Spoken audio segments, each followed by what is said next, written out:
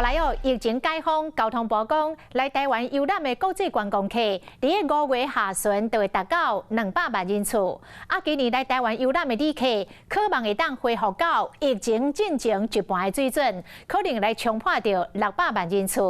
另外，旅游平台有一份上新的调查，来台湾的观光客前5名是韩国、日本、香港、澳门、新加坡甲马来西亚。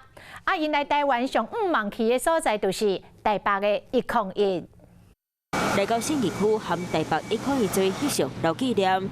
101捌是世界第一关岛，今麦是外国人来台湾的头一名。とても有名で初めて来ました。感動。一回は来てみたいと思いましてですね。世界一。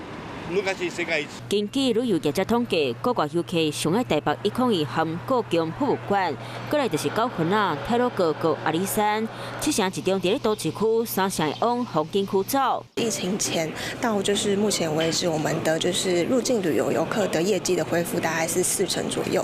那其实我们就是内部统计，目前海外旅游的产品跟国内旅游的产品的销售比例大概是6比4。来台湾国家排名嘛公开，第1名是韩国，过来是日本，有港澳、新加坡、马来西亚。大家爱去景点拢无相像。韩国人上爱台湾味的餐厅，华东旅游本来是爱去九份啊，港澳爱去真远所在。新加坡人是唔管倒位，拢爱行透透，特别是咧第一深开钱，拢真拍手。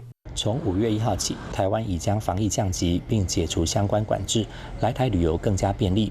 交通部观光局在各客源市场积极行销推广台湾观光，预估5月下旬来台旅客可达200万人次。